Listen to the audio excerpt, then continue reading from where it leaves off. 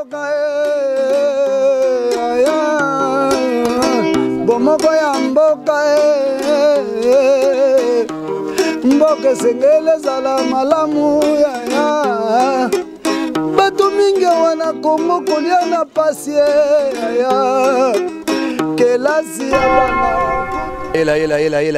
Mini yena mwana ne benu congolais. Boa tarde a todos. Hana le monga ben formation de mosi dia bien. Peço a todos meus irmãos angolanos avec Digital Momo. Face à la campagne de diabolisation, la Senco solidaire à Laurent Mosengo face aux dégâts matériels survenus après la pluie du 3 au 4 janvier, Ramazani Chadari remet l'assistance humanitaire du gouvernement aux sinistrés. Les libres débats titre scandale à la primature, Bruno Tibala viole et modifie les ordonnances du président de la République. On va en parler tout à l'heure. Géopolice de Willy Kalingai titre Laurent Mosengo veut-il le pouvoir? La Senco dit non et fait bloc autour du cardinal. Coopération RDC Belgique, Bruxelles tourne les dos à Kinshasa. Mosengo, je n'ai pas eu le temps de le dire, qui a bénéficié du soutien de l'église catholique de la Belgique. Les évêques belges se sont exprimés. Vous le savez, c'est une grande puissance au niveau de la Belgique. Quand l'église catholique belge se soulève, je pense bien Renders écoute et même les rois écoutent. Impact News écrit révision du code minier qui est des hâtes et de corruption. Après avoir obtenu la tête d'Etienne Tshisekedi et la fragilisation de l'IDPS, l'ex-MP de G7 n'a plus besoin de Tshisekedi. Le vrai modérateur, titre retombé de la conférence de presse d'hier, la Senco rassure Mosengo ne convoite pas le pouvoir. L'avant-dernier journal, Forum titre, la Senco prend la défense de Mosengo. Je vais terminer par le journal, gouvernement Tibala, un ministre chrétien insolvable. Très bien, on va se limiter là. Je commence par vous. Un mot de soutien à Rachel Ketita. Je ne sais pas si vous avez lu tout ce qui s'est dit autour d'elle et autour de notre consoeur désormais ex qui est Marie-Ange Mouchébekwa, la ministre des Droits humains. Tout est parti de ces images de la fille, je crois bien. Elle devrait être évacuée hier soir ou ce matin. Oui, et elle est partie, disons, aux alentours, je crois, de 1h, 2h. Elle a été évacuée en Afrique du Sud. Il s'agit de Dorcas Makaya.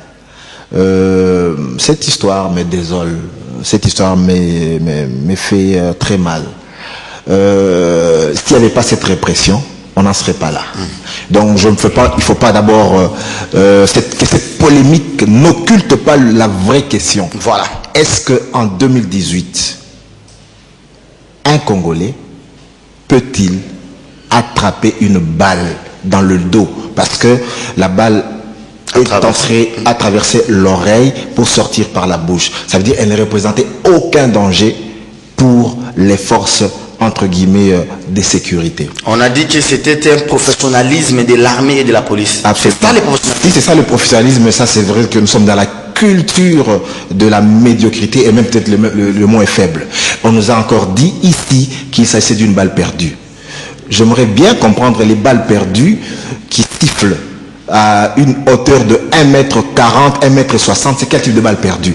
J'aimerais voir ces balles perdues de plus en plus envers les FDLR, envers les ADF, envers toutes les barbares et tous les groupes sauvages qui écument l'Est. Que ces balles perdues là-bas aillent siffler à cette hauteur là-bas et vous verrez qu'il y aura la paix à l'Est. Et donc, cette affaire me désole, me navre, je suis révolté. Chaque fois que j'évoque la question de Dorcas Makaya, je suis profondément ému, ce qui n'est pas conseiller en journalisme, mais je suis un homme, un citoyen de chair et de sang, et à un moment, mes émotions vibrent à un point où je... Mais comment, Fanta, comment elle dit, la dame qui vient, je ne sais pas moi, avec une lettre déjà bien rédigée, semble-t-il, quel est vraiment le besoin pour que le gouvernement évacue une Congolaise? On a besoin que la fille puisse dire merci au Premier ministre, qu'elle doit signer, et qu'elle doit dire que c'était pas une balle, elle était tombée, et la constère, c'est elle qui arrive. Non, sur cette question quand même, il y a deux choses. Je pense que qu'est-ce qu'on reproche à Rachel? À Rachel, on lui reproche d'avoir publié les photos sans en requérir l'autorisation préalable de la ministre. Voilà la première faute qu'on reproche à Rachel. Mais Rachel s'est bien justifiée. Elle a dit qu'elle a attendu 24 heures avant de publier ces photos parce que le cabinet de la ministre avait fait passer un reportage de ces mêmes images sur Antenne A et sur Télé 50. Voilà. Donc voilà. Alors quand Rachel a vu ces images diffusées, elle s'est dit, c'était une autorisation tacite, justement pour elle, de faire passer ces images. Par rapport à la vérité, Rachel n'a pas tronqué la vérité. Donc, une fois qu'elle a posté sur les réseaux sociaux ces images et le commentaire qu'elle a fait, les gens ont interprété de mille et une façons, notamment la lettre rédigée par Dorcas Makaya, où elle demandait à la fin, où elle remerciait à la fin le Premier ministre. Ce qui a choqué les gens parce que le gouvernement ici, et Bruno Tshibala, est considéré comme le bourreau. Lui, Bruno Tshibala, qui était de l'UDPS, qui a vu les manifestations réprimées dans le sang, il est au gouvernement. C'est lui qui doit endosser aussi cette responsabilité que des gens sont tombés avec de balles réelles alors que lui est Premier ministre, alors que lui toute sa vie il a dit qu'il va instaurer la démocratie. Et donc c'est un échec moral, ça annule tout son combat. Et donc c'était indécent, ça choquait les hommes que une victime remercie ses bourreaux. Non, c'était indécent, c'était... Mais ça, ce sont les interprétations des gens, ce n'est pas Rachel. La vérité n'a pas été troquée par Rachel. Et donc, il y a eu des articles dans tous les sens. Et là, Rachel n'a aucune responsabilité sur l'interprétation de l'écrit de Dorcas, sur les photos qu'elle a publiées. Elle n'a aucune interprétation. Alors, la manière Rachel a été mue par la volonté d'informer. C'est vrai que, est-ce qu'il fallait flouter certaines parties et pas d'autres, voilà, il fallait prendre quelles précautions et tout ça. Mais est-il que tout est parti du fait que la ministre elle-même, par son cabinet, avait fait déjà passer un reportage sur Antenne et sur, voilà. Moi, elle se reproche de quoi, la ministre? Elle a peur qu'elle quitte son fauteuil. Et puis, est-ce que la meilleure manière de le faire, c'est de menacer une consoeur, hein? Des morts en plus, donc là, ça m'a rendu triste et sidérée de voir qu'une femme qui était elle-même journaliste peut menacer sa consoeur des morts. Il suffisait de voir l'image de Rachel. Elle n'était pas elle-même, c'est pas la Rachel joviale que je connais, resplendissante. On a vu qu'elle avait passé des sales moments, qu'elle recevait des appels. Et c'est à cause de quoi? Mais en venant ici, il y a une question qui m'est taraudée un peu l'esprit. Je me demande, lorsque une ministre des Droits humains qui passe à la télé, qui dit qu'il n'y a personne qui a été touché, il n'y a pas eu de morts, il n'y a pas eu de victimes, lorsqu'un enfant, je crois que Dorcas doit avoir autour de 16 ans, lorsqu'un enfant touché est interné aux cliniques universitaires, à qui incombe cette mission-là de la faire évacuer? Est-ce que ce sera le ministère de l'Enfant, le ministère de la Santé, ou c'est Madame Mouchébekwa qui est venue avec une mission très spéciale? De quoi c'est la santé? C'est la santé. Elle est venue, nous savons qu'elle est venue avec une mission très spéciale, c'était cette lettre. Si on doit regarder cette lettre, et regarder les archives de l'enfant, les cahiers à l'école primaire, au-delà même distinctes, au-delà même de ça, imaginez quelqu'un qui est traumatisé, qui a reçu une balle, écrire normalement, respecter les lignes bien droit. Impossible. Même à l'université, moi, quand j'étais en première, je n'arrivais même pas à écrire sur une papier duplicataire bien droit. Il faut... Mais cet enfant-là, il n'y a pas de crime parfait. Et la personne qui a écrit cette lettre, c'est une personne qui maîtrise parfaitement la langue française. Voilà. Et elle y a inséré des fautes volontaires. Vous allez remarquer qu'à un moment donné, elle respecte parfaitement l'imparfait. Et d'autre part, volontairement, elle glisse des fautes. Et ce n'est pas ça qu'on attend de Madame Mouchébekwa. Mais peut-être vous ne le savez pas. Le moment de prendre de gants et des réserves est déjà dépassé. Moi, j'ai suivi Madame Mouchébekwa il y a quelques années. Peut-être c'était l'émission de Sylvie Bongo à Raga TV, où elle venait répondre. On aurait attrapé une femme, je ne sais pas moi, au Maroc, avec un passeport écrit Marie-Ange Mouchébekwa. Et elle passe à la télé pour répondre. Pourquoi répondre à Rachel Kitchita et signer Marie-Ange Mouchébekwa alors qu'elle a un cabinet? À un moment donné, on doit prendre ses responsabilités. On est un homme d'État ou on ne l'est pas. Vous prenez des journalistes. Vous commencez d'abord chez la maman qui a perdu 4 enfants. Ensuite, vous allez avec Rachel aux cliniques universitaires et qu'elle prenne des photos qu'elle garde pour les mettre où? Dans un album photo? Oui, c'est comme ça que... c'est comme ça que... Mais ce qu'Israël a dit est très important. Parce que les premières heures, quand Rachel a publié ses photos, il n'y avait aucun problème. Quand est-ce que les problèmes sont venus? Lorsque les Congolais ont commencé à analyser, point pour point, pourquoi faire signer un enfant un tel document? Pourquoi? Et le médecin là doit payer. Les médecins doivent payer, et même les parents de l'enfant. Les parents de l'enfant, pourquoi coopérer alors qu'il y avait déjà des Congolais en Belgique qui voulaient prendre en charge? Justement, c'est la réponse très vite à ce que Madame Marie-Ange a fait, parce qu'elle avait vu la veille les Congolais de la Belgique qui voulaient prendre en charge l'enfant. Alors ils se sont dit, allons vite, comme d'habitude. Qu'est-ce qu'il est devenu? Le choléra, les rescapés de Ewabora. Jusqu'aujourd'hui, certains ont été amputés, certains ont... Le gouvernement fait preuve encore là d'une léthargie et surtout passé par... Et moi, je dis dans tout ça, j'allais dire Dieu qui a raison, mais moi je suis convaincu que les personnes les plus médiocres de ce gouvernement, c'est ceux qui étaient les opposants hier. Il suffit de voir qui font la une des journaux. Ils sont dans tous les coups. Mariage Moussebe, quoi. Tibala, Emery Okunji. Ceux qui étaient hier à l'opposition, ce sont eux les stars. Merci beaucoup. La majorité. Isel, en 30 secondes, on nous a rabattu les oreilles ici que Kabila, le président de la République, s'est même personnellement déplacé. Je me rappelle, à Télé 50, c'est le confrère Guy Tungu, mon ami de l'UFASI, qui avait fait ce reportage, info direct. Plus jamais, on va évacuer des gens à l'étranger, l'hôpital du cinquantenaire. Celui-là qu'on appelle Tchoukouma et Tchoukouri, là, que je refuse de qualifier. Il était le ministre de la Santé. Exact. Après avoir été tabassé par un Chinois, il était là comme ministre de la Santé. Mais comment Koyadialo est mort? Des réseaux de tristes mémoires, c'est selon. Évacué à l'étranger. On apprend aussi que Kimbuta serait évacué en Afrique du Sud. Vous avez... Même la dame, l'hôpital cinquantenaire là maintenant sert à quoi? Éléphant blanc, investissement 100 millions de dollars dilapidés. Vous avez encore un exemple là de la médiocrité. Médiocrité avec grand M. Et donc voilà pourquoi est-ce que cet appel cette dénonciation du cardinal Mosengo est un appel à l'excellence. Nous devons vivre dignement. Vous avez entendu le président Trump dire les pays africains, des pays de merde. Mais ils sont parce que nous avons un gouvernement merdique, en guillemets, excusez-moi. Alors voilà pourquoi il y a un appel maintenant à l'excellence. Nous devons avoir des gens qui réfléchissent sainement et qui réfléchissent à l'intérêt du pays. Donc on a mis 100 millions de dollars là-bas, mais cet hôpital là-bas sous-occupé, elle se meurt. Et on nous disait que non, on va mettre fin à ce qu'on appelait le tourisme sanitaire.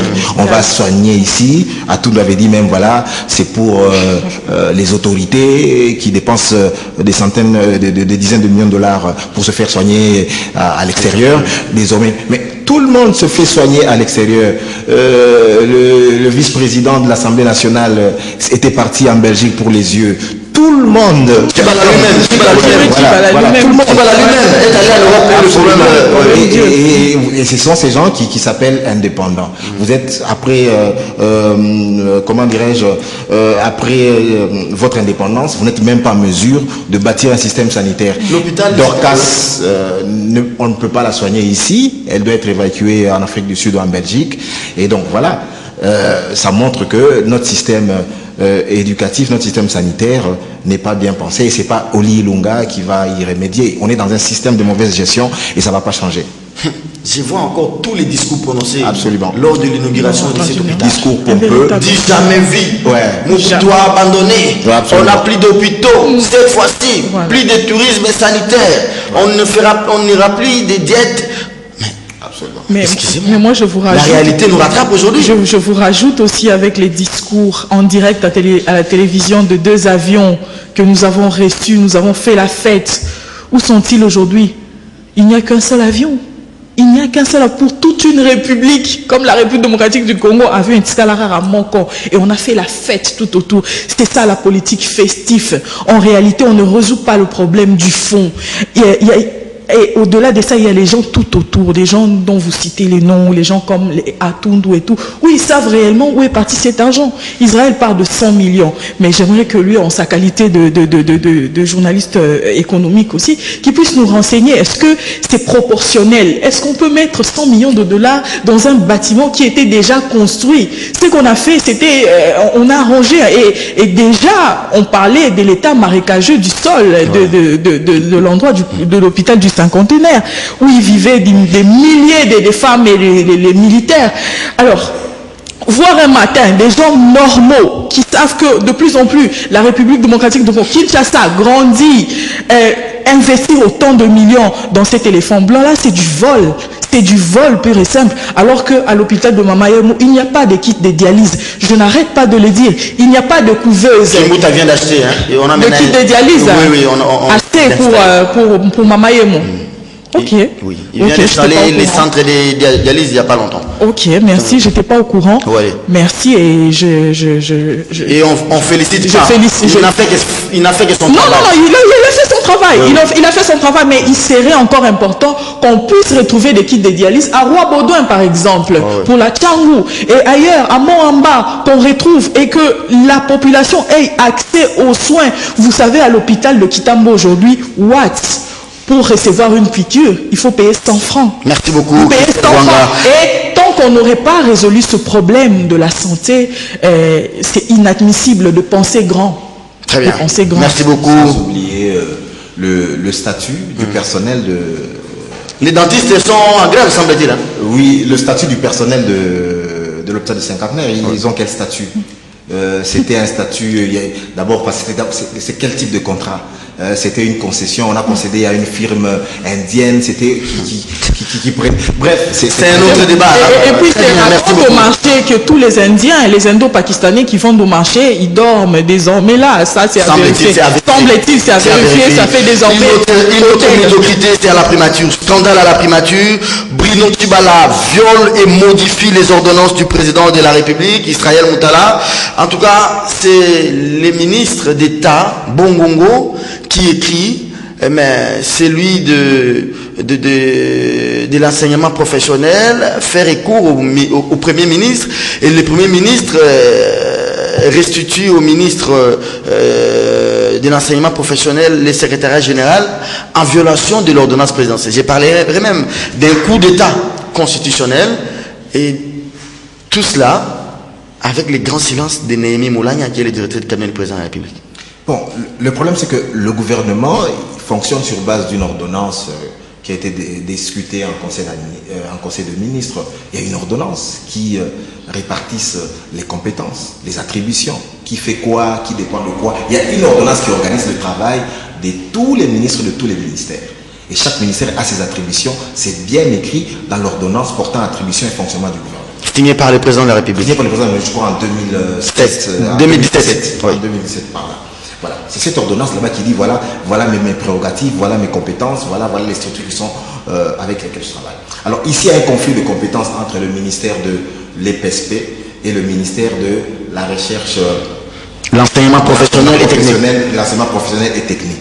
Bon, d'abord, on signale que c'est pour les besoins de la cause qu'on a éclaté ce ministère. C'était un seul ministère, mais pour caser des gens, on l'a éclaté. Et donc, il s'est fait que dans l'ordonnance qui portait attribution du gouvernement, le secrétariat est rattaché à l'EPSP, y compris les secrétariats qui est en charge l'enseignement technique et professionnel. Et donc, tant que dans les textes c'est ainsi, on ne peut pas, Tchibala ne peut pas décider de créer ou de rattacher le secrétariat à l'enseignement technique. Il n'en a pas qualité comme ce gouvernement. Non, il n'en a pas qualité. Ça veut dire qu'il faudrait absolument qu'on revise l'ordonnance portant attribution. Il a fait ça, maintenant quelle force de loi. Il ne prend pas un décret, mais c'est une note technique. Absolument, mais en principe, ça n'a aucune valeur juridique. Ça n'a aucune valeur juridique. Mais là, il les pouvoirs du président de la République. Absolument. C'est un coup d'État constitutionnel. Alors, comment vous expliquez quelqu'un qui vient usurper le pouvoir du président de la République? Le cabinet du chef de l'État est resté muet. Les services des services de l'ANER sont restés également muets. Est-ce qu'il n'y a pas un intérêt là-dedans? Bon, l'ANER, peut-être pas ici, mais au moins le directeur de cabinet, c'est lui qui doit absolument veiller à ce que les prérogatives du chef de l'État ne soient pas empiétées et recadrer justement le Premier ministre et lui dire clairement que là, non, tu ne peux pas justement faire ce que tu as fait en rattachant à travers une note, en rattachant un secrétariat au ministère de l'enseignement professionnel et technique. Donc tant que l'ordonnance portant attribution n'a pas été abrogée ou modifiée. C'est ça le problème. Donc il y a des textes de référence. Et là, c'est Bongongo qui a donné la réponse la plus appropriée. Et Bongongo a fait voir que les attributions, les compétences sont définies par une ordonnance. Qui de Bongongo et de Tibala dit vrai? Non. Si Bongongo dit vrai, Tibala devrait démissionner. Non. Si Tibala dit faux, Bongongo devrait quitter le gouvernement. Non, pas forcément. Ça veut dire qu'il y a une contradiction ici. Je pense que la personne qui a raison sur cette question technique, c'est plutôt Bongongo que Tibala. Mais il faut dire ceci aussi. Sur le plan formel, Bongongo a raison. Sur le plan du fond, ça veut dire qu'on ne peut pas créer un ministère sans secrétariat général. Voilà. Mais il faut respecter la procédure. Encore une fois, il y a une procédure à respecter. Voilà. Et tant qu'on n'a pas abrogé ou on n'a pas modifié l'ordonnance qui portant attribution et fonctionnement du gouvernement, Tibala ne peut pas faire ce qu'il a fait là. Est-ce que c'est fait gratuitement? Il n'y a pas d'intérêt derrière ça. Il semble qu'à l'enseignement technique, il y a toujours des financements. On annonce 40 millions de dollars et quand ça vient comme ça... C'est même ça que j'allais dire. Donc j'allais résumer en 2 lignes ce qu'Israël vient de dire. C'est l'argent. On parlerait de 40 millions de dollars de mais qui va là aussi dans ce coup-là? Alors on se demande où ça va tomber. Qui va le gérer? Des vrais renifleurs d'argent. Donc là où il y a l'argent, ils ont compris qu'il ne faut plus compter sur ceci. Nous sommes en train de partir. Alors qu'est-ce qu'il faut faire? Il faut chercher à tous les coups comment avoir l'argent. Alors certains s'adonnent à vendre les patrimoines immobiliers de l'État, certains dans des sales coups de minéraux. Alors vous voyez qu'ils sont en train de se remplir les poches. Et dans tout ça, c'est la République qui est hypothéquée. Ce sont les valeurs de la République. Vous avez cité Tibala, mais moi je vous ai dit ici, Tibala est venu pour se remplir les poches. Et moi je ne le condamnerai pas. C'est le modus operandi de la majorité. C'est comme ça qu'ils évoluent. Okutani nango olié, un peu comme le moboutisme, alors ils sont habitués. Et le président de la République qui prend une ordonnance fixant les modalités, les attributions de chaque ministère, les conseils des ministres doivent être attendus. Et dans l'ordonnance, dans les ordonnances, vous voyez, conseil des ministres. Mais lui, il prend une lettre technique, même pas un décret. Le conseil des ministres n'a pas été informé de cela et il attribue, et le cabinet du président de la République s'était. Si dans une république, on peut passer des heures où des citoyens ont été tués, ont été massacrés, ont été gazés, des vieillards, et que le soir, le président de la République parle sans faire mention de ce qui se passe dans son pays, alors ce sont des situations comme ça qui vous étonnent. Non, il y en a plusieurs. Peut-être on a eu la chance de tomber sur une seule, mais en réalité, ces gens-là vivent des magouilles dans l'État. Ils vivent des magouilles et des mauvaises pratiques. Et que moi je dis, c'est une aubaine. C'est une aubaine parce que ça permet aux citoyens de comprendre ce qui se passe en réalité, que ce n'est pas un acharnement. J'ajouterais, hier je vous ai suivi avec Joël Cadet, là où vous parlez des agents FIBank. Aujourd'hui, leurs décomptes finales ont été détournés.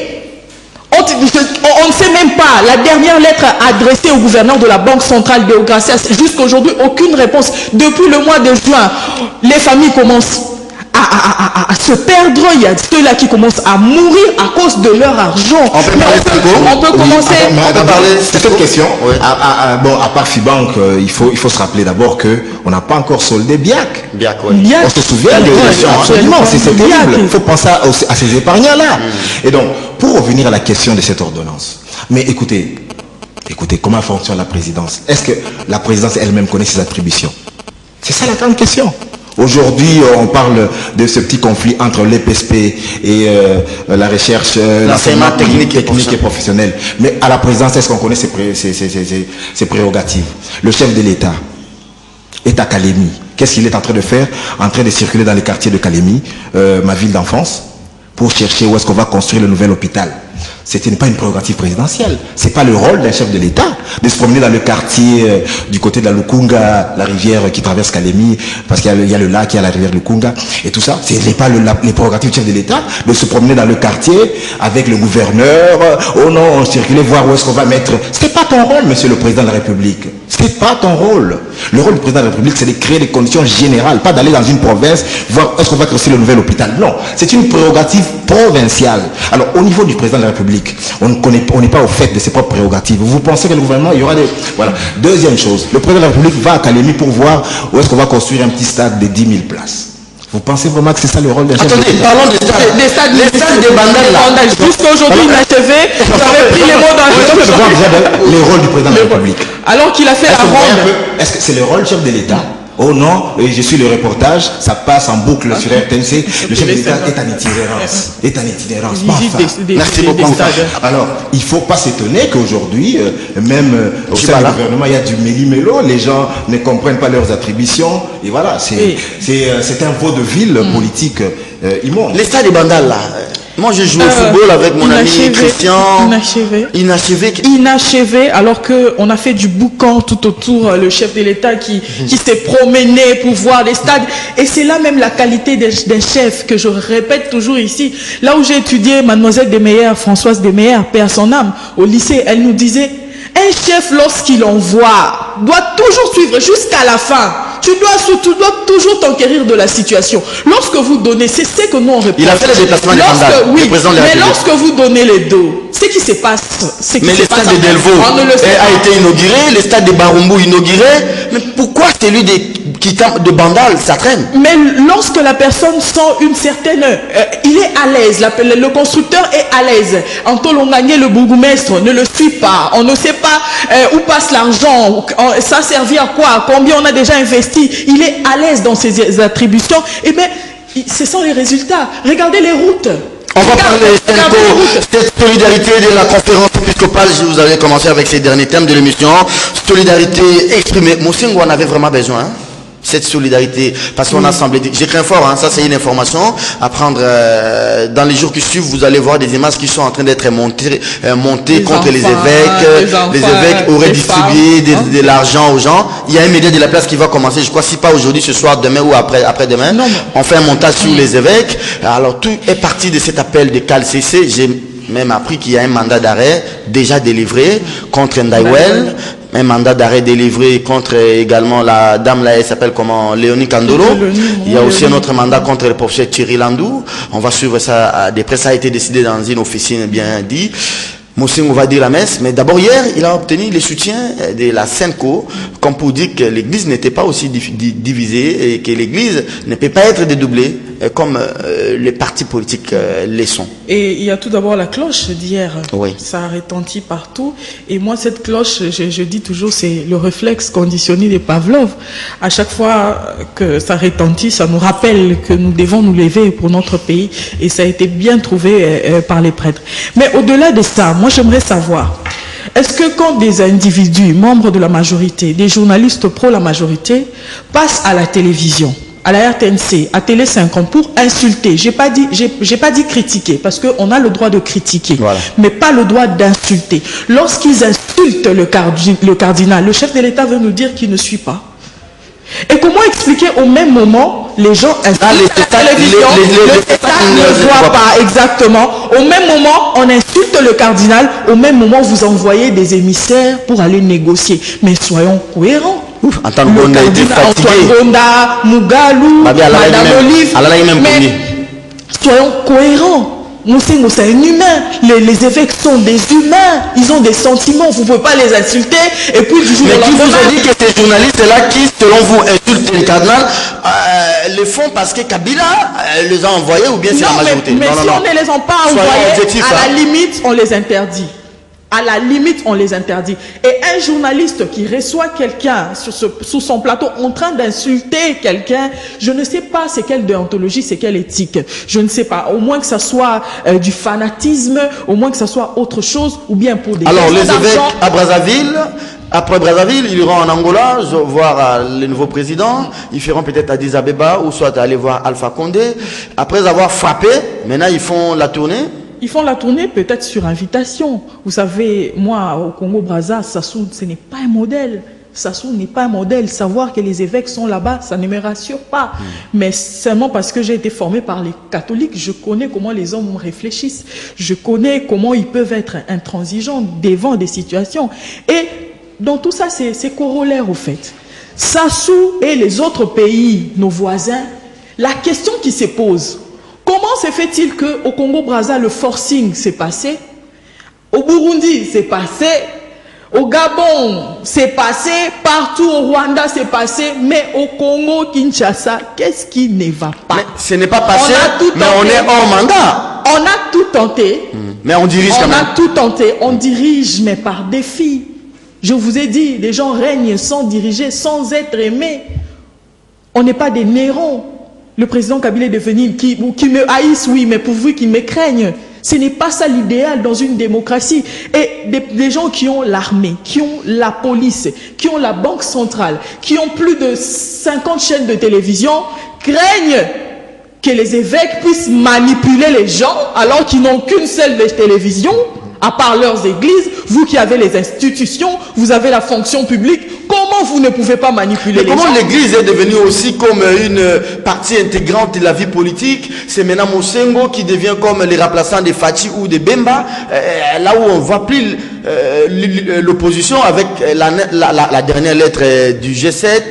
Bon, les G7, quand elles commencent avec des lettres comme ça, elles l'ont fait avec Kabila. Première lettre, deuxième lettre, troisième lettre, ils vont vous insulter comme Aprokoki est parti. Hein. La politique, c'est chaque jour. La politique, c'est tout le jour. On n'a pas besoin de porter une soutane pour vous interdire de faire la politique. Non. On n'a pas besoin d'être imam pour vous interdire de faire la politique. Non. On peut faire la politique. C'est la vie de chaque jour. Absolument. Et Marine Bodo le fait au Sénat aussi. La réponse, au-delà même de ça, l'hymne national, notre bien commun, ça a été rédigé par le père Boka, qui est un abbé, un père. Albert Foulou aussi. Hein. Oui, le premier président du Congo-Brazzaville, c'était un abbé. Pourquoi on veut...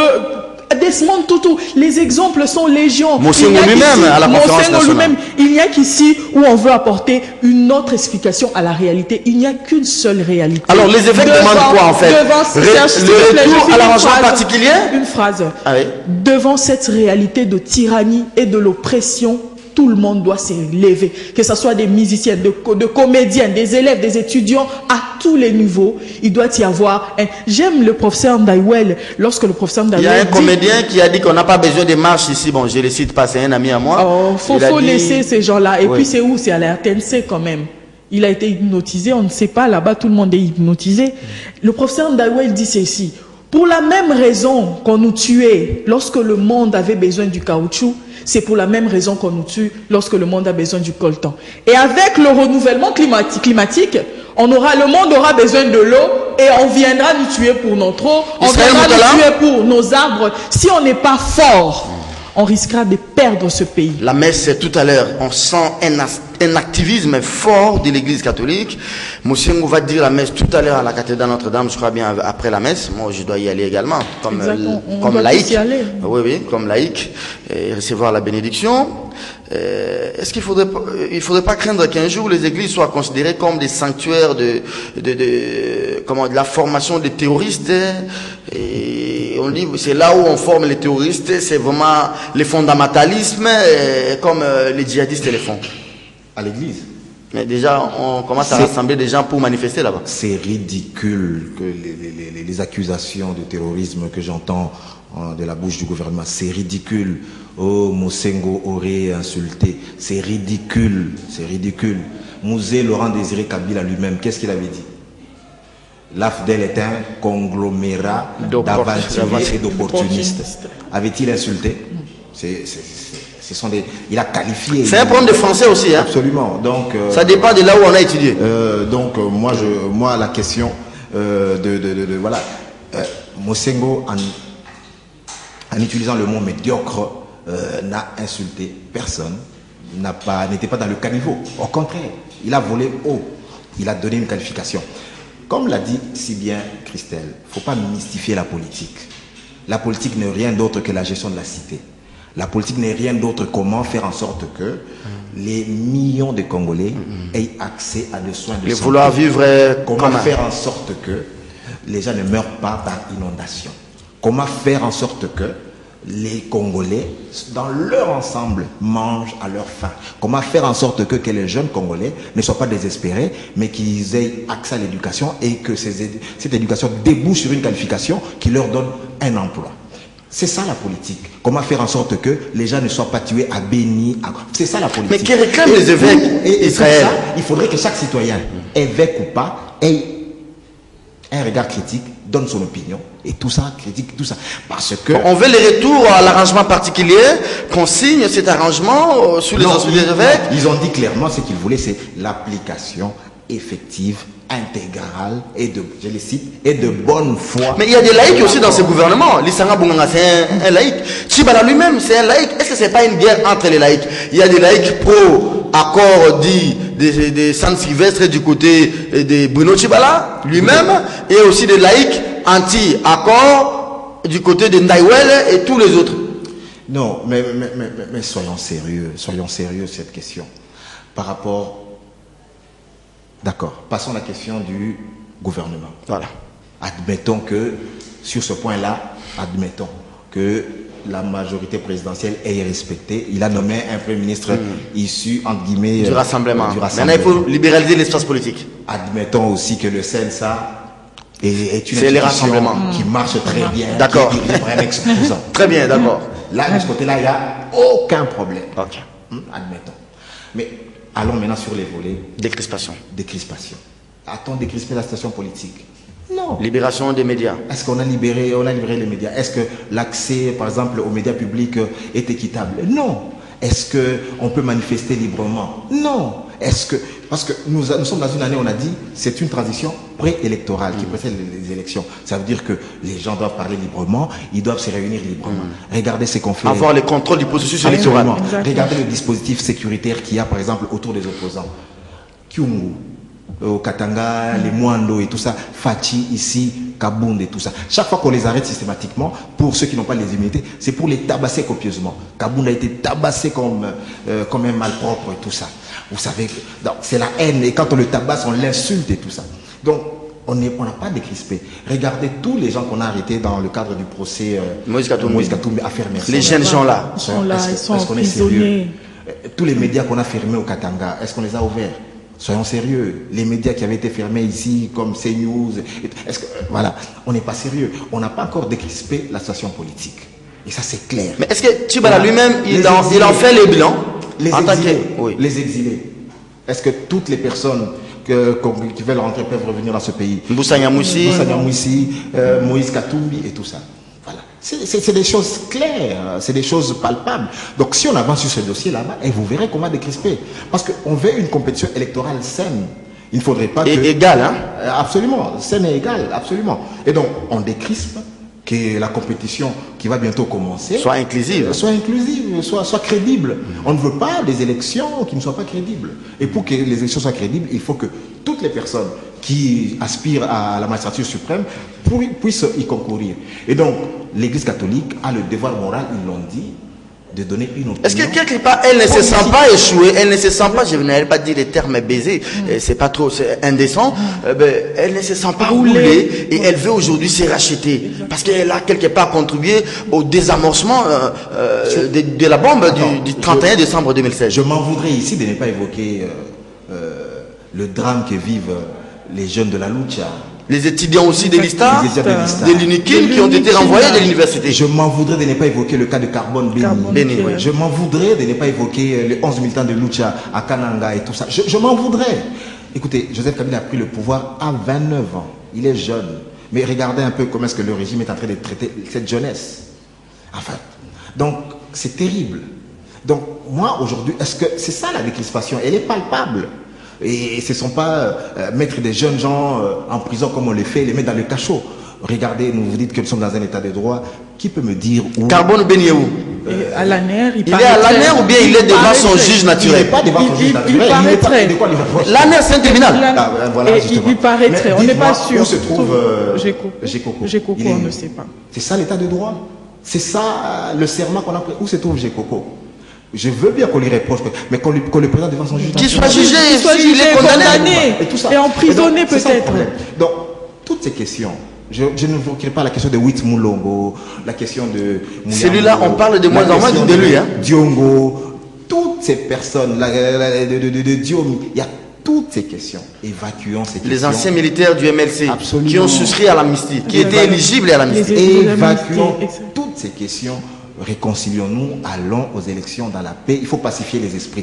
Donc on en est très loin. Et voilà pourquoi est-ce que l'Église catholique a un rôle moral. Ils ont dit justement que l'homme que Christ leur a confié, il leur a confié l'homme en totalité. Et donc ils doivent en prendre soin. Ils ont un devoir moral d'intervenir dans le champ politique. Et donc on ne peut pas leur interdire ça. Très bien, merci beaucoup. Tout celui qui a... On va aller à l'AE. L'AE, Jean Médard n'est pas là aujourd'hui pour nous faire pression dessus. Hein. Merci beaucoup Romain Makonda, autorité morale des kiosques, arrivé aussi fin mandat. Allez, maintenant, toute cette tournée-là, Brazzaville, Sassou, bon, Sassou, après Sassou, ça sera Angola. Les évêques veulent, au-delà de ce qu'Israël a dit, considérant que le Premier ministre est réellement issu du rassemblement, considérant que Olenga est réellement, je suis d'accord avec lui. Alors la décrispation, c'est ça justement l'aîné de la guerre. Hein. Il faut que les processus soient ouverts. Tout celui, il n'a plus à cacher. Tout celui qui a donné sa main à la majorité s'est vu sa main coupée. En commençant par les évêques. Les papes en premier lieu. Le pape, les évêques, tout le monde. Et nous, la population aussi. Parce qu'on attendait. On a dit qu'on avait marre de vivre dans cette situation. Alors, allez réfléchir comment est-ce que vous pouvez trouver une solution immédiate à la situation que nous vivons. Mais malheureusement, non. On nous a laissés dans cet état de vie où nous souffrons sans que personne se rende compte ou bien sans que personne vienne nous demander en réalité qu'est-ce qui se passe.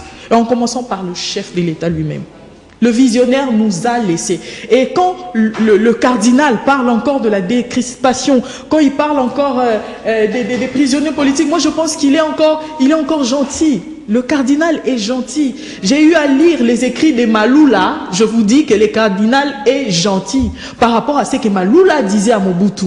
Il est encore gentil. Il se sent responsable de cette peine. Alors il dit, il y a encore moyen. Mais dans tout ça, le chef de l'État nous donne le dos et la majorité se réserve ce droit de se moquer. Est-ce que vous savez, vous, qu'il y a de ceux-là qui ont fêté les 31? Ils ont fait la fête. Ils ont dit, c'est passé. Ils ont dit, c'est passé, c'est fini. Nous, population congolaise, nous sommes des esclaves à jamais. Et eux, ils ont le pouvoir à jamais jusqu'à ce que la... Allez, égratignons un peu les politiques. Rassemblement. On a beaucoup dit de Kabila, majorité. Mon grand frère de la grande province de l'Équateur à Tundu, Lisanga. Alors, la responsabilité du MLC avec les fonds, n'ayez pas peur de critiquer les MLC sur ces plateaux. Oui. Sentez-vous à l'aise. Bazaïba est assez pondéré et Bemba aussi. Oui. N'ayez même pas peur pour moi qu'on va me chasser. Hein? Oui, c'est que les MLC dit aujourd'hui de la RTNC, il ne faudrait pas que les CCTV deviennent aussi une autre RTNC sans la RTNC.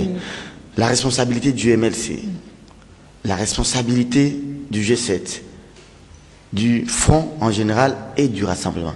Ils sont essoufflés.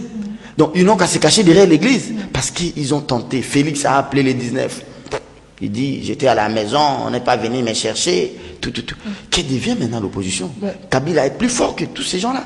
Honnêtement, c'est la plus grande des qualités de reconnaître ses faiblesses et de s'attacher à quelqu'un qui est plus fort que vous.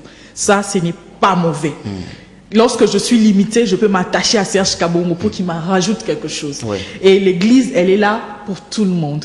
Ce que nous reprochons à l'opposition, particulièrement au MLC, moi je reproche au MLC d'avoir été l'équipe B de la majorité. D'avoir nourri la majorité, n'est-ce pas? Non des moindres.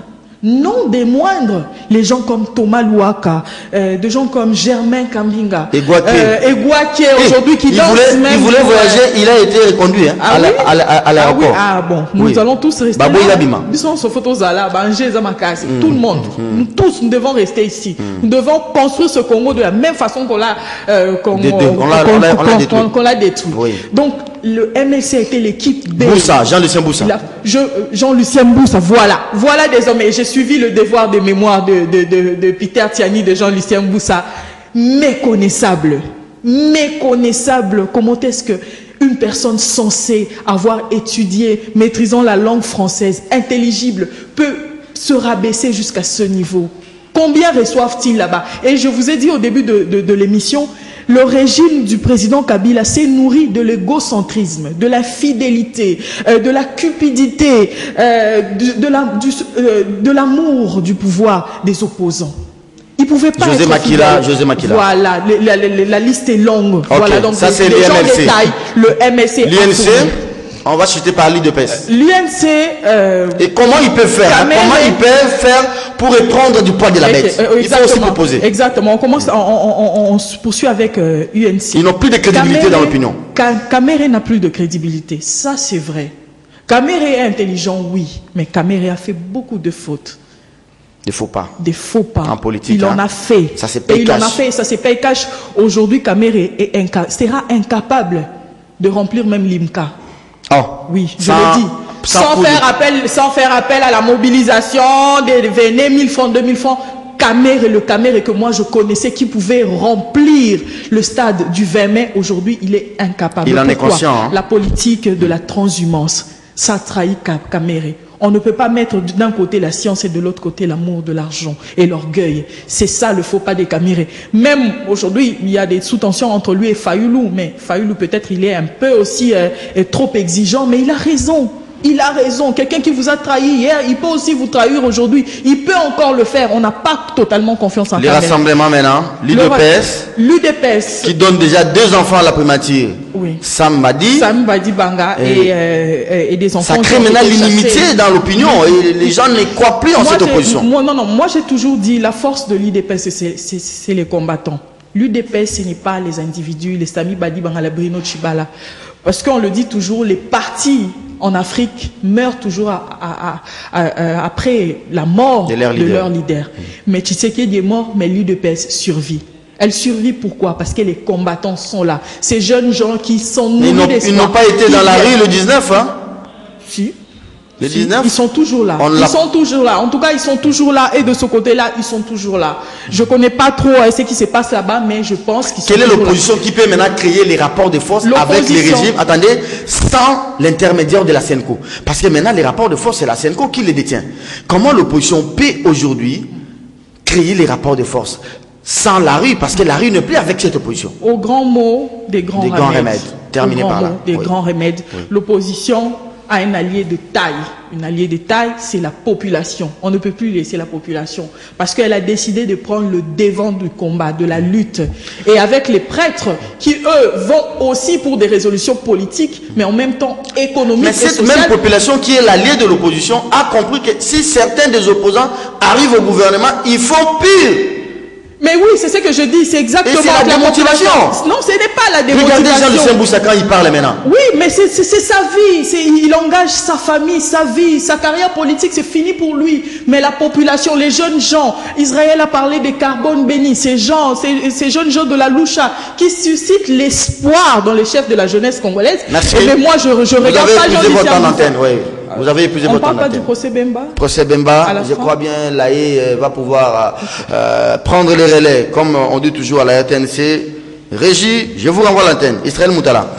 C'est pas simplement que nous devons critiquer l'opposition. Aujourd'hui, reconnaissons aussi, je dis toujours, soyons les plus objectifs possibles, que l'opposition a trahi et l'opposition est essoufflée, l'opposition a échoué. C'est maintenant l'Église qui joue tant soit peu ce rôle. Comment l'opposition peut se rattraper pour se refaire tant soit peu la poêle de la bête? Et je ne sais pas, ça partira d'une nouvelle union avec Katumbi, comme on apprend Katumbi veut maintenant laisser l'UDPS, ça passera par la lettre de G7, ou bien ça va se faire comment? Vous voyez ce qui se passe au rassemblement aujourd'hui, ça donne raison à l'INC, ça donne raison au MLC, on savait que c'était quelque chose. Vous savez, les G7, quand ils commencent avec la première lettre, la deuxième viendra. Non, la politique, elle est dynamique. Très bien. Et la population, elle n'est pas stupide. Elle observe les agissements les faits et gestes et des autres. Très bien.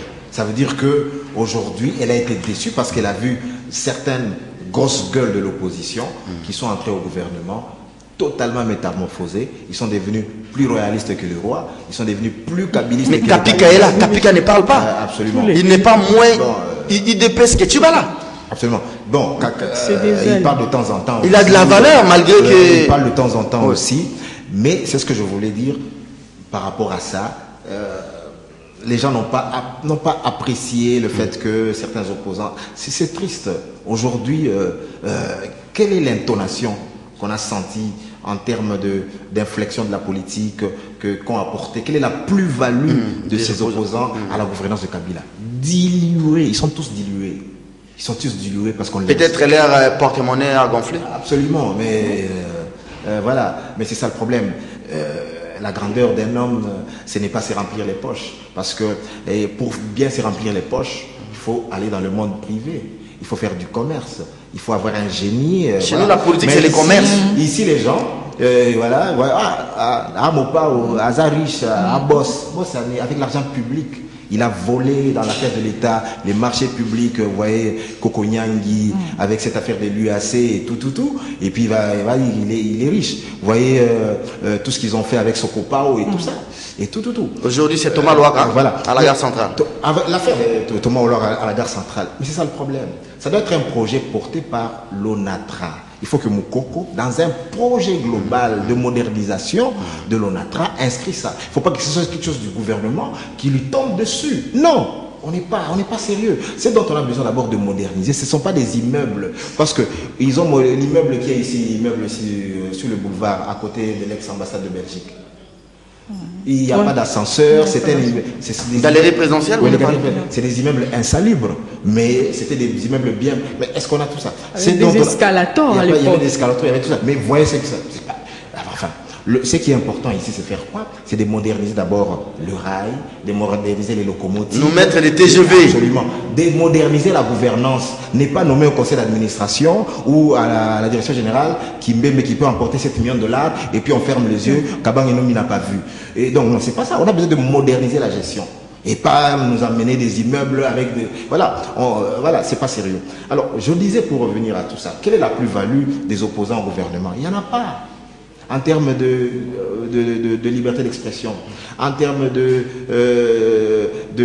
marche pacifique, en termes de protection des droits de l'homme, qu'est-ce qu'ils ont apporté? C'est ce qu'avait dit si bien Moleka, l'ex-directeur de cabinet, Albert Kabila, il partage les postes, mais jamais son pouvoir.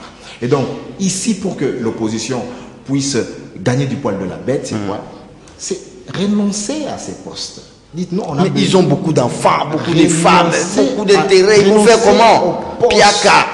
Renoncer au poste. Voilà. Et créer un rapport de confiance avec la population. Voilà. Piaka, voilà, tout ça. Vous pouvez lever. Il faut s'appuyer sur la population. C'est l'échec de la exploiter la misère du peuple. On peut s'appuyer sur la population. On a vu le Palou. Le Palou, c'était pas des millionnaires. Donc, Antoine Gizanga, quand il n'avait pas de sous, il s'est appuyé. On a commencé à cotiser 500 francs. Et il a réuni sa caution pour la présidentielle de 2006. Donc, moi, je dis ici aux opposants. On va terminer. Ils doivent absolument se réunir, définir un cap. Parce que la majorité, d'ici 5 mois... il faut se réconsidérer même là-dessus. 5 mois, elle va imploser. Parce que Kabila devra choisir le dauphin, qui doit être... Si réellement élection il y a. Mais si, non, mais voilà. En principe, écoutez, en juin, toutes les candidatures doivent être déposées. Donc on les croira. Mais pour qu'elles soient déposées, il faut des processus internes de validation dans les plateformes ou dans les partis. Merci beaucoup. Donc, Israël Moutala. Dans 5 mois, on verra. On verra un peu plus. Vous allez terminer l'émission, Israël. Une minute pour désannoncer. Merci beaucoup à toute l'équipe. En tout cas, Christelle, on a terminé. Je lis l'une des tribunes de Mozitu qui parlait de la ville de Kinshasa qui est à peine exploitée à 6%. Est-ce que les projets que Thomas Louaka avait portés, l'État va peut-être en bénéficier à l'ordre de l'ordre de 30%, les privés là, 70%. Ils ne peuvent pas créer comme... nous voyons au Nigeria, j'étais au Nigeria, comment on a créé la deuxième ville, Luanda, en Égypte d'ailleurs, des nouvelles villes, Brazzaville. Ils ne peuvent pas aller créer une nouvelle ville vers Kinkole là-bas. comme ça, et qui ont des moyens de Jeep grosse cylindrée, 4x4 full option, ils peuvent rapidement rouler. Et ils mettent même des TGV que Jean-Marie Kassamba nous avait promis. Et curieusement, toutes ces effigies qui étaient dans la ville ont disparu. On nous a mis des photos, des gens en train de promener les chiens, tous ont disparu. Et c'est ce qui m'étonne un peu du côté de Thomas Louaka, lui qui dit connaître le Congo. Connaître le Congo, c'est bien, mais aimer le Congo, c'est plus. Et aimer le Congo, c'est aimer son histoire. Il n'a jamais entendu quelqu'un dire que sans le chemin de fer, le Congo ne vaut aucun penny. Il n'a jamais entendu ça? Stanley. Oui, mais lui, il connaît le Congo. Il doit le savoir. Il doit le savoir. On ne peut pas remplacer l'histoire de tout un pays. Comment on appelle ça encore? La marche des caravanes, hein? La construction de rails. Beaucoup de Congolais ont perdu la vie. Boulamatari. Voilà, ils ont perdu la route des caravanes. Voilà, c'est ce que je cherchais. Ils ont perdu la vie. Les Nigérians sont venus pour construire ces rails. Les autres nationalités, les Sénégalais, ils sont venus pour aider la route démocratique du Congo à construire ces rails. Et du coup, on va remplacer. Est-ce que vous voyez le président Kabila accepter un tel projet? Serge, un nationaliste comme Kabila. On ne sait toujours pas. Il y a un immeuble inachevé qui se trouve à la même place en face de la gare centrale, Rakin, qui est aujourd'hui inachevé. Pourquoi pas s'investir pour terminer d'abord celui-là, et on va remplacer l'histoire pour vendre des shawarma et des pop-corn à la place où on devait ériger des monuments où nos enfants devaient venir à la gare. Moi, la première fois que je suis montée dans ces trains-là de Fula, j'allais à une colonie de vacances pour le compte de la paroisse à Kassangoulou. Et en revenant, c'est alors que j'ai eu l'image de Kinshasa. Je voyais des dames quitter Matete, Kimwenza, venir vendre au centre-ville, les fonctionnaires, les étudiants. C'est comme ça que j'ai vu la diversité de la ville de Kinshasa et mettre la politique au devant. Pour rayer l'histoire, je ne sais pas quoi dire. Merci beaucoup, vous avez terminé. Cet espace, Mouzitou l'a dit dans l'une de ses tribunes, c'est vrai que c'est aussi une question de vision, mais aussi une question d'homme. Qu'est-ce que nous voulons de cette ville? J'ai été à l'aéroport de Nairobi. Je vous dis, vous descendez à Nairobi, vous regardez la carte, on vous dit dans 30 ans, voici ce que sera la ville de Nairobi. Mais chez nous, quand vous descendez à l'aéroport, on vous montre une grosse bouteille d'une bière.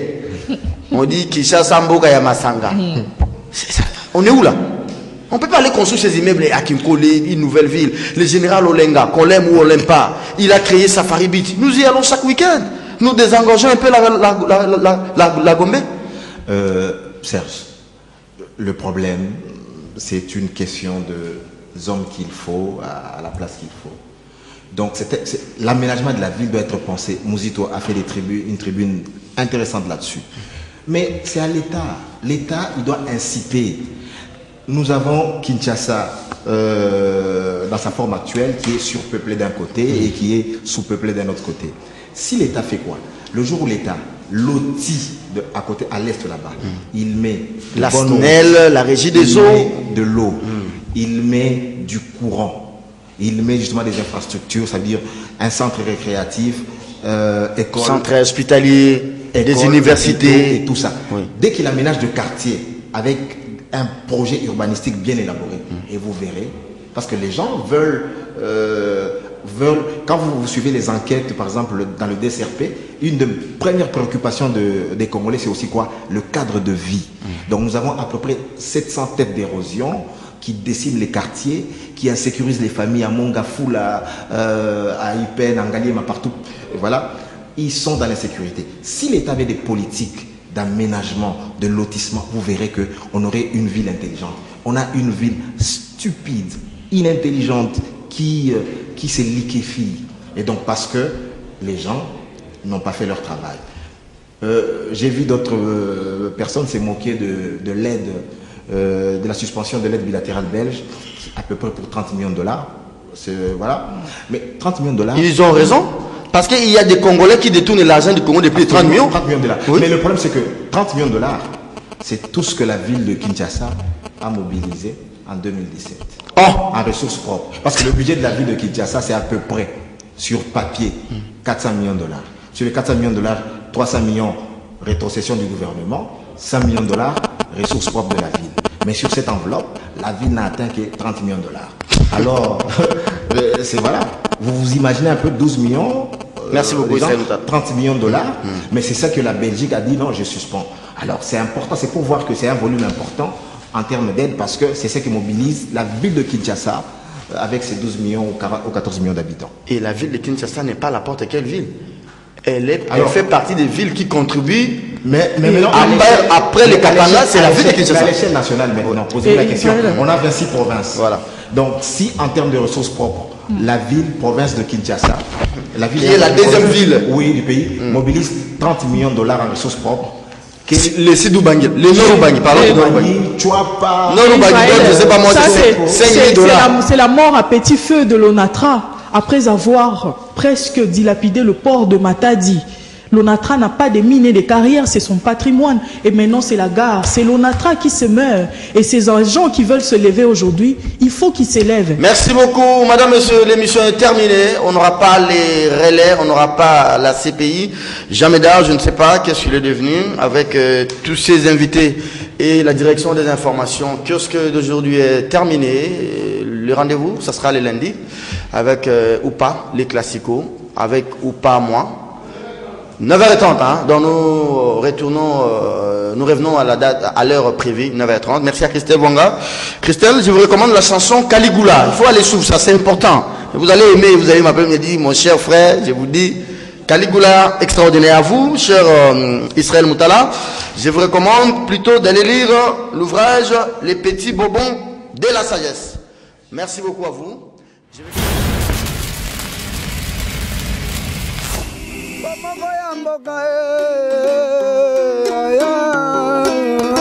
Bomoko ya mboka mboka sengele zala malamu ya bato mingi wana Kongo kolia na pasi ya kelasi ya bana bomoko ya mboka bomoko ya mboka mboka sengele zala malamu ya